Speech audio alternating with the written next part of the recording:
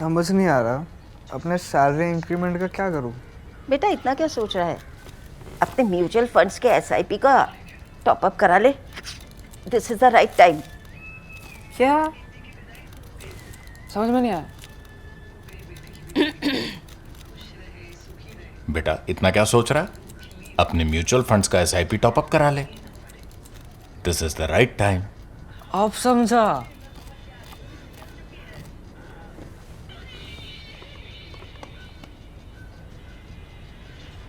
Mutual fund investments are subject to market risks. Read all scheme-related documents carefully. The US is clearly changing these goalposts every day, so the Europeans are concerned about this. Europe also got really affected by all the LNG that was coming from Qatar. You're right, it's very directly affected, but probably not as other countries, unfortunately, from South Asia or the global south, which have only a few weeks longer reserves. We get out of this endless war, and now we've got a war with Iran with no clear end in sight. So welcome to yet another episode of Worldview with Swasti. As you know that we are keeping a very close eye on the situation in the Middle Eastern war between Israel, US and Iran because it has been expanding. And one of the areas that we have not discussed much and one of the angles that we have not discussed much so far has been the European angle. As you may remember that this particular war, there was hardly any transatlantic unity to be seen. Donald Trump went in all out at this war without even any basic consultation with European partners and yet expected the European partners, particularly countries such as the UK and France that have bases in the Middle East, that he could be using them. And therefore, the European response has been rather disjointed, and yet Europe has been hit the worst with all the LNG supplies coming from Qatar actually stopping. So to discuss this and more about the Ukrainian angle, because you may have heard about the Ukrainian drone interceptors are now flying to the Middle Eastern region. You know that the war is entering a very, very interesting second week. And for discussing all this, I have just the right expert who is visiting us from Europe, from Leiden. I have Professor Nicolas Blarel, who is an associate professor of political science at the University of Leiden. He's very well known in the Indian strategic circles because he is an India specialist and a South Asia specialist as well as the Middle East specialist. So Nicolas, welcome to the Worldview with Swasti. I'm very happy to host you finally. Yeah, happy to be here. Thank you for inviting me. Yeah. So, I mean, let's just start with the European response because I think that is one vector that we seem to be missing a lot in our analysis on the region. We are talking about, you know, the military strategy, possibility of a regime change, etc. But so far, we have seen that the European response has been rather disjointed because Donald Trump did not really speak to any of the European allies and expected their bases to be used and also expected military support from them. First, just let's begin with that. How has Europe been handling the situation? Well, as you mentioned, I think quite disjointed. There are different reactions. From the Spanish reaction, very critical. You might have seen there was the Spanish early on said the U.S. bases couldn't be used. The Spanish bases couldn't be used by the U.S. For any operations in the war. To the German reaction, which initially when Merz came to visit Donald Trump in the White House, in the Oval Office, and not seeming to criticize directly the operations, to Macron's maybe a middle ground where he basically argued that the U.S.-Israeli strikes were outside of international law, but that the Europeans had to also deal with the consequences and some degree of coordination. That could be explained by a few different reasons. Is that the EU is directly affected, as you mentioned, by the energy supplies, the energy prices, which are directly affecting the consequences in the gas prices being seen immediately. There's also some security implications, and that's where you see some variation. So obviously, Cyprus has been directly targeted, so that's the one EU country that's been directly affected. There's Turkey through NATO. There's one missile that got intercepted, and a couple of close countries, Greece, etc., that are concerned about the immediate security spillover. And there's France and UK, which have military interests, partnerships in the region. One French base was hit the first weekend. So that also has led to Germany, France, and UK in the first few days saying that they will coordinate to some degree of the US military action, despite lack of US consultation, because their military bases were directly targeted. So there was some passive, at least defensive reactions. Yeah. But there's still some uncertainty, some unease with the entire operation and the lack of clear direction where this is going. What are the goals? What's the day after reflection? The U.S. is clearly changing these goalposts every day, so the Europeans are concerned about this, and that explains the lack of coordination of clear answer as of now. So I think they're still struggling to adapt to this new situation. But Nicola, let me just pick your brains a little bit more on the energy situation. If you know that the oil prices, the crude oil prices have crossed the $100 mark for per barrel. And of course, that has sent all markets around the world in a tizzy, right? People have been losing their money, etc. There's so much speculation and uncertainty which is coming from that speculation.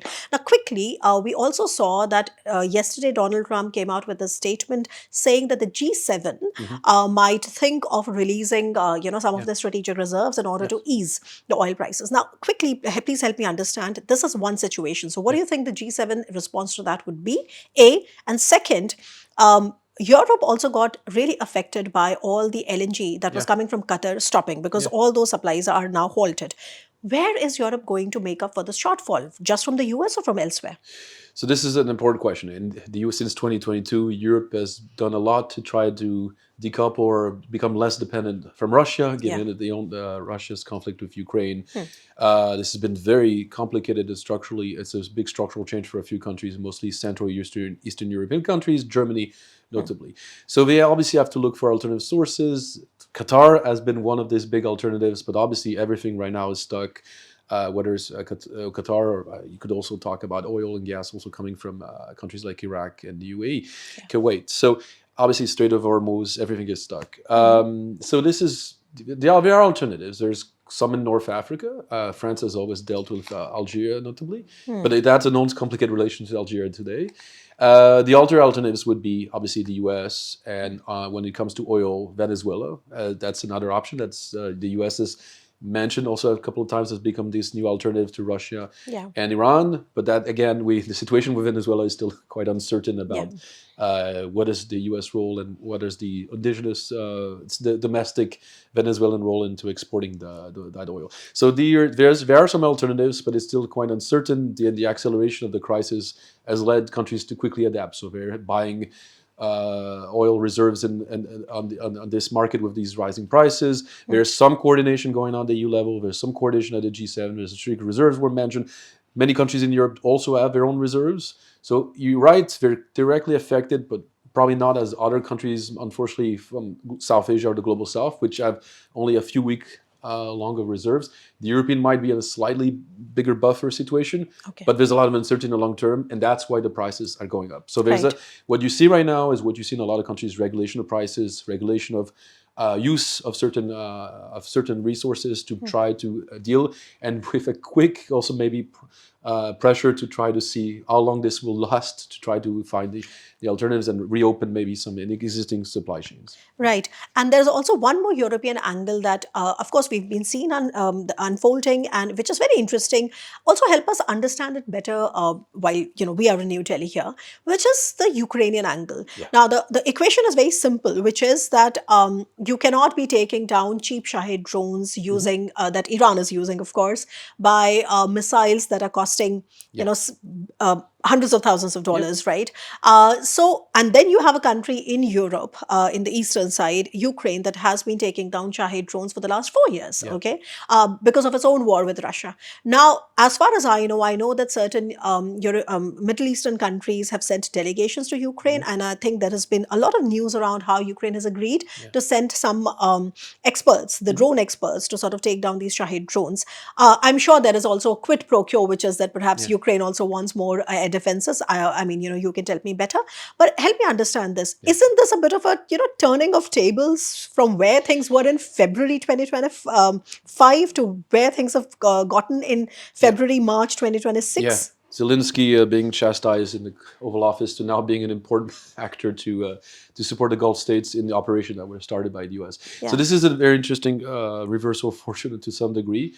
I would say that Ukraine, what we see now is mainly Ukrainian consultants being called by the Gulf states, and some have arrived already, sharing their experience in downing Shahed drones. So the Iranian Shahed drones have been used by the Russians for now 3 years in the context of these attacks on Ukraine. So the Ukrainians have developed some type of expertise, not wasting very expensive interceptor missiles, using their own drones, using other technologies to jam or to track down these drones, which are very cheap and that are produced by thousands and actually contain significant explosive to inflict damages and fly very low, so it's also difficult to spot them. Right.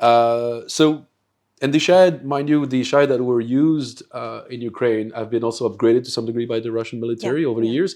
And these are the new systems that are also used to some degree by Iran. Iran has got hold of a few of them. So again, this is what, so the theaters are completely interconnected in some way because of these use of these different technologies. And the Gulf states have to adapt very quickly to the new situation. So we're seeing basically, there's a lot of lessons to learn from what happened in Ukraine. So that's where you can bring experience. Now, Ukraine selling its own drones could be another solution.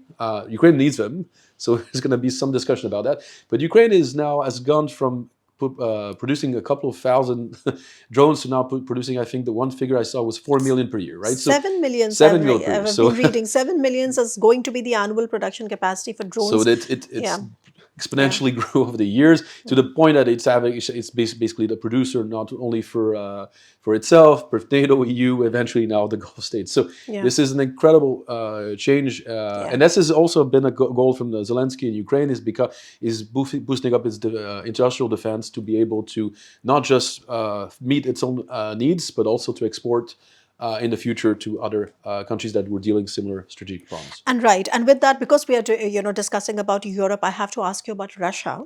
Because a couple of things. One is that there is one line of thought that says that Russia is obviously sort of winning in this particular situation because you have a severe sort of oil and gas crisis, and especially for countries like India that were forced by the United States to stop purchasing oil from Russia, have now gotten a 30-day waiver. Of course, India's official stand is that it is India that decides and it doesn't really listen to the United States, but that's political posturing. On the ground, the development is that India is going to be sort of doubling down of buying more oil from Russia. So in that short term, do you see that working out as a strategy for Russia? And then, of course, I'm going to also ask you about how Russia has asked its suppliers to completely stop supplying anything to Europe anymore. So, I mean, I think I would quote actually Dr. Jaishankar a few years ago when he mentioned that there was this pressure to buy less from Russia, from the US and from the EU. And Dr. Jaishankar had a very logical response, arguing that, if we tell us to stop buying from Iran, and we've done so, you tell us to stop buying from Venezuela, and now you tell us to stop buying from Russia. So what are the alternatives? Because we need to be able to provide enough resources and keep prices at a certain level for our population. So right now, this is the situation, right? Iran and UAE, most of the Gulf states cannot export their liquefied gas or oil.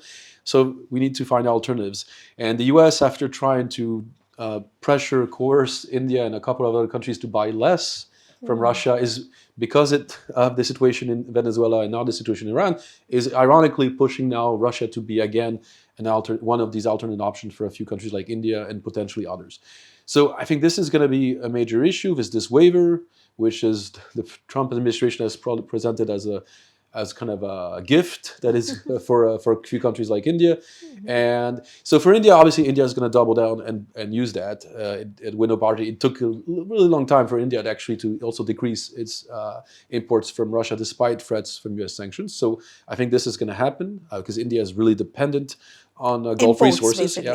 And the question is going to be asked for, I guess, to some degree of Europe. The thing is, Europe has strategically worked for a few years to completely become less dependent on Russian resources. So I think it's going to be hard to reverse that. They're going to have to find for alternative resources, playing on these existing reserves and working some arrangement with the US, because the US did put them in that situation to some degree. Right. And before I come and bring you back to the region where we are, I have to ask you this question on China. What do you think is the larger Chinese objective? Of course, I myself keep getting all these questions on what is the Chinese calculus here. So China has obviously, overtly speaking, China as an economic player in the region with, $400 billion worth of investment in Iran, etc. China was also dependent, a majority of Venezuelan oil Yeah. and Iranian oil, I think 80% of Iranian Yes. oil was all going to China. So now talking about the disruption that is happening in Strait of Hormuz, Yeah. I mean, how does that equation get affected? Yeah. Help us understand that. And second, would you also like to sort of, elaborate a bit on this covert role that China seems to be playing with the air defenses, with Yeah. dual use, equipment and Yeah. stuff that can be used for making drones and missiles and stuff like that. So help us understand the Chinese calculus here. So China has been for the last decade an increasing important player in the Middle East, West Asia. It has an historical relationship with Iran that developed, and notably because of energy. I mean, China was one of the negotiators for the JCPOA. So it's been involved with Iran, and it's been a close partner of Iran. You know, we have to remember that China brokered a rapprochement between Saudi Arabia and Iran. So China was not a major actor in the early 2010s in the Gulf, and it's been increasingly so. Iran, one of them, but it's also, as you mentioned, through the Belt and Road Initiative, has invested a lot in some of the Gulf states, notably infrastructure and much infrastructure, ports, which India is often criticized as being concerned about dual use of these ports, railways, etc. And it's, mind you, it's not just the Gulf states. It's also Israel. I mean, part of the Haifa port is controlled by a state, is managed by a state-owned Chinese state-owned company. The other being Adani, with a partnership with a local Israeli firm. So China has many major investments. It's importing a lot of oil and gas from Iran and also from Gulf states. So it's been also directly affected by the crisis and the closing of the Strait of Hormuz, despite the Iranians arguing that they're letting Chinese flagged ships go through. If you look at the actual figures and at those, you can also the geolocalized videos. There are not that many ships going through. Yeah, I right? mean, I saw the average. The average before, I mean, in the run-up to the conflict, of course, it was about 100 vessels, 150 vessels, by some data that were passing almost every day. And now it's fallen to about 5. Yeah, 5. So there's a slowing down, it's affecting China. The thing with China, you're right, it's lost Venezuela, it's lost Iran in the last few days, and this is maybe part of the U.S. strategy to some degree, if there is a strategy. But China has its good relation with Russia, so it's hasn't been affected by sanctions. So China has that alternative, and China has also moved, contrary to India and a few countries, to an extreme electrification. It is also much less dependent on oil and gas than India and other countries in the global south. So it can probably wait this out a bit longer, but it will be affected like every other actor by this crisis that was initiated last week. Right. And Nicola, I mean, I totally understand that, and we were discussing it before we started recording the discussion, which is that it is rather difficult for anybody to predict how long this war is going to go. We can only make educated guesses based on certain data points. But I have to, before I make you come to the Indian subcontinent and ask you about our subcontinent here, I have to ask you this question on a very repeated question, I'm sure. I think we are all discussing it all the time. What really is Trump's Western Hemisphere strategy if all he landed up doing was to start these new wars? This is a good question. I mean, many people are still debating about what is actually the strategic direction of the Trump administration. It seems to have moved many times in these priorities, in its grand strategy. We have a few documents. We have a national security doctrine, etc. But his actions are completely different. The actions are in contradiction. There was a campaign that we get out of these endless war, and now we've got a war with Iran with no clear end in sight, right? So this is. I mean, there seemed to be a couple for the past few months since the September operation in the Caribbean, and then what happened on January 3rd in Venezuela, a clear emphasis on the Western Hemisphere, which seemed to be also a very expensive on definition of what is the Western Hemisphere, because it would include Greenland to some degree, right? So we thought that maybe was what the Trump administration was about. And a month later, military buildup in the Middle East and maximum pressure on Iran. Now, it's not clear if the U.S. really was going to go in. Was it some Israeli pressure? Again, it's still now, but the problem is what we saw with this military buildup soon after the Venezuela operation, that there's no clear understanding of if there was a preparation. There's no reflection of the day after. There's no clear reflection on what is actually the war goal, right? So we have XF making a statement, Trump making another statement, correcting him a few hours later, Rubio talking about the Israeli interference, and then being contradicted a few hours later. So right now we're in a complete gray area, fog of war, if you will, and so this is keeping everybody in, and including I believe the Iranians, the Gulf states, in complete. That's why many countries have a hard time adapting. What should be their investments? What should we expect? I think a de-escalation might happen because at one point both the Iranians will run out of military capacities, or whether it's the drones or the missiles, and clearly that seems to be the goal from XF, is to hinder their capacities. Obliterate them is a term that Trump likes using. Is probably unlikely, but at least weaken them. I don't believe in an agreement like we saw in Venezuela with some. I mean, Trump has made himself clear the that he doesn't Venezuela like model will not work that in he Iran. doesn't believe that the successor, Khamenei's son, is acceptable, neither for the Israelis or the Americans. So there's no clear. There's been some leak that there was some planning until September, which probably has stressed many leaders at the global level. So it's not clear where we're going, and so this is where we are. I would agree with you, because there is very little to actually read into what is going to happen, or read into his next move. Only I think it was just few hours ago when Trump said that the war is very close to completion, and then Marco Rubio said that it's going to go on. And when Trump was asked about it, he said both. Both, So this is like a grand confusion of sorts. But anyway, now let me just sort of bring you a little bit back to our region, because of course in Europe you are celebrated also somebody as a South Asia specialist, and of course as an India specialist. I think not many in our audience know that he has actually been in India. He's done a lot of field work in India. So he is obviously understands India and the neighborhood very well. In the neighborhood, Nicola, you've seen new governments come, right? One in Bangladesh, which has been rather, I would say, unprecedented. I'm sure you're aware of the political context here. And then again, very recently in Nepal. What is the European view of how the subcontinent is actually coming up with this sort of political transition of sorts? There's been a lot of interest and monitoring of the Gen Z effects and this new kind of generation trying to change a little bit politics, trying to vote new governments in power. In the end, BNP has been re-elected. It's not a new actor in Bangladesh, but there's been this new expectations, it's new demand for new voices, new issues, and certain inequalities to be addressed, etc. We've seen that in Bangladesh. We've seen now that in Nepal. So there's been some follow with a lot of interest. There's also not clear understandings. When I was trying to comment on for some European media the Bangladesh elections, I felt that I needed to provide a lot of historical backgrounds. People didn't know about Jama, people didn't know much about the BNP and why this dynasty had been in power multiple times, and it was just basically them coming back to power. Unprecedented election that hadn't been as free as in for quite maybe a couple decades. But basically this influx of youth and getting interested and being able to vote in new conditions was something that was welcome, but I think still not complete understandings of the stakes from the European public opinion. Right.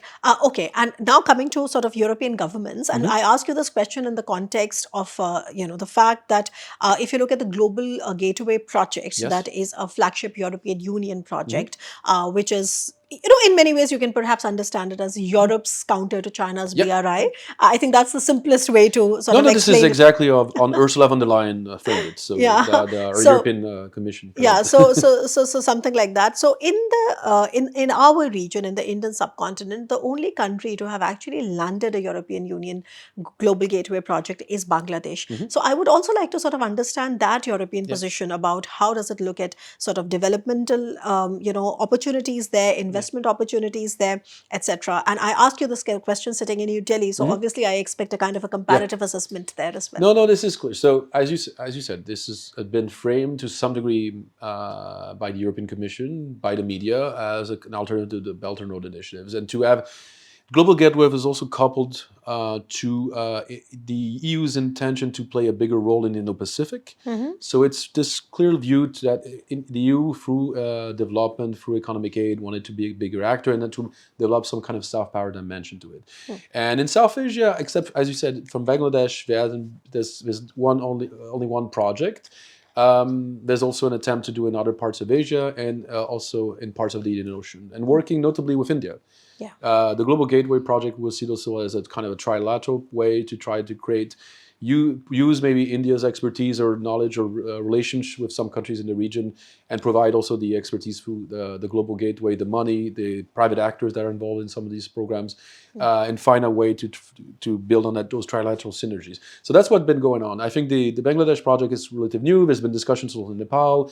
Again, it's also the EU is also conscious that it is investing in a region that is with a major maybe regional hegemon that is India, and it has also to work maybe with India to some degree, while also catering to the expectations and the needs of these specific countries, Yeah. small states of South Asia, which have felt for a long time that they were a little bit torn between China and India, Yeah.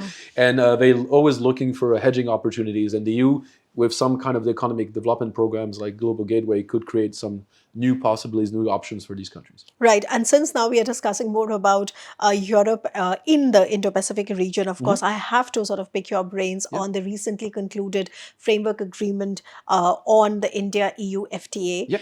You know, our friend, James Crabtree was recently in town, and he was very much, in this chair. And I asked him this question on how do you think something which was so difficult to achieve and which was being negotiated for almost 2 decades happened finally in 2026. And he said that, of course, it's the Trump effect. Yeah. And there's more.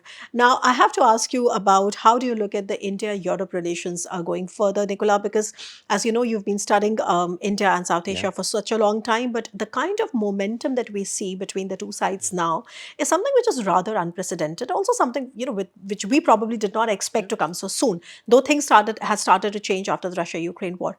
In your view, how do you look at the opportunities and the challenges? No, I think there's a lot of changes that have happened for the last few years. I mean, the negotiations for the FTA have been going on for close to 2 decades. Yeah, So this yeah. is, and the same obstacles have always been there, the structural obstacles. It's just only in the last 2 days with acceleration. Part of it is the Trump effect, the caution, the EU and India being both a bit basically stuck in this bipolar rivalry between the US and China. There's some convergence of some degree of interest, and that maybe accelerate after August 2025 and the new tariffs imposed on India. There's this. There's actually better mutual understandings of the political systems, the different way the economic system also worked. I think, in 2015 once in New Delhi, and just after Prime Minister Modi had canceled the Brussels visit to go rather to Germany, for instance.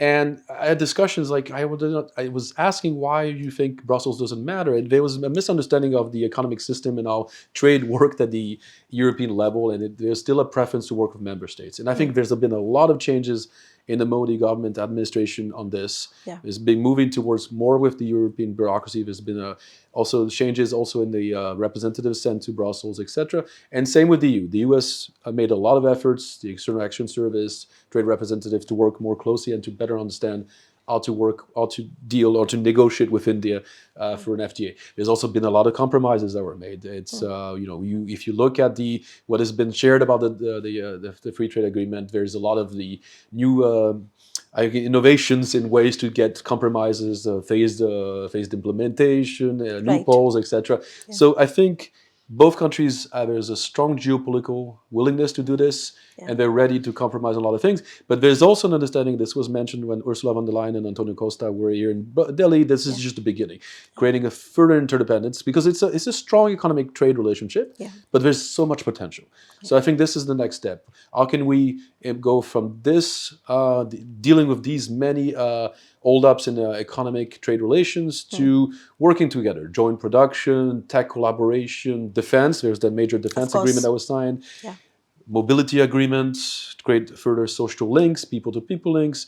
In my field, I'm a teacher at Leiden University. We have a lot of student exchange. I would like to see more. I would like to see more students coming to Delhi, India more generally, and also students coming to Europe. So we need to also create these long-term investments into social links, which I think will also create long-term relations, better mutual understandings that we're saying of the two major regional blocs. Well, I still have one question to ask you because I know, I mean, you've been very generous with your time and despite your busy schedule and you're traveling back in a few hours too. But I have to ask you this question, Nicola, which is that if you look at the India-Europe, not just the member states, but also, European Union on the whole, if you look at that convergence, of course, there is a Trump factor, this perpetual, colossal unpredictability, which is also pushing more predictable partners together. So from India's perspective, it's basically rediscovering Europe to some extent, and there's also rediscovering Japan, which is another very important partner both to India and to Europe. Now, however, I do see a trend that the same Trump unpredictability is also pushing Europe to sort of recalibrate its China plus one diversification because the big powers economies, Germany, we see that Chancellor Merz was recently in China. And he talked about having more equal ties, so to say. But from India's perspective, one of the factors that pushed India-Europe convergence was India's capitalizing on the China plus one diversification. Is it still on the cards, or do you think that it's become absolutely two different parallel vectors? No, I think so. The China plus one has been something that has been improved. I mean, has been used also in the India-China relations. I mean, there's been some diversion of investments, limited still. I think the country still benefits more than China's plus one, has to be seen in East Asia and Southeast Asia for now. But India still benefited to some degree. No, I'm sorry. I'd just like to clarify that I didn't mean that China plus one diversification, all that investment was already coming to India. Obviously, it was coming to Vietnam. It was going to, all the countries in Southeast Asia. But eventually, India was looked upon as this pole, of China plus one diversification. But with this rebalancing, do you think it's still on the cards? Or do you think that Trump has sort of just made that entire strategy go haywire? I mean, I think a lot of countries have realized, including India, that this complete decoupling from China is not happening. Whether India is also quite dependent on many materials, for many designs from China, and it's one of its biggest commercial partner. There's strong interdependence, asymmetric interdependence, but there is interdependence to some degree of China. And the EU is in the same situation. It can't completely decouple the US either. That's why we have always concerns in New Delhi about the G2 negotiations between the US and China, and that India will be left out if there's this major agreement to some degree. And I think the discussion between the EU and India have been very frank. This is not about complete decoupling from China, but about diversification and options. And there's also some concern, whether it is on some trade issues, whether it's AI and tech collaboration, that you won't be able to completely break with some dependence that you have vis-a-vis China and the US. It's just finding ways to be less vulnerable to these supply chains that are controlled and still centered around Beijing and Washington. So you have to find some other options and find some leverage and develop a comparative advantage where you can. And there is some convergence here between the EU and India because they share some similar systemic vulnerabilities, and that will, I think, be a major baseline for further cooperation. Right. And of course, as we are talking now, we know that both China and the United States have signaled that Xi and Trump would be meeting perhaps in April very soon. So we are going to be looking and working, looking very closely at the developments there. But on that note, I have to thank you, Dr. Nicolas Blarel, for taking the time out, for speaking to us for Worldview. And we hope to see you back in India very soon. It is, and will be my pleasure again. And you are watching Worldview with Swasti. Stay tuned for yet another episode.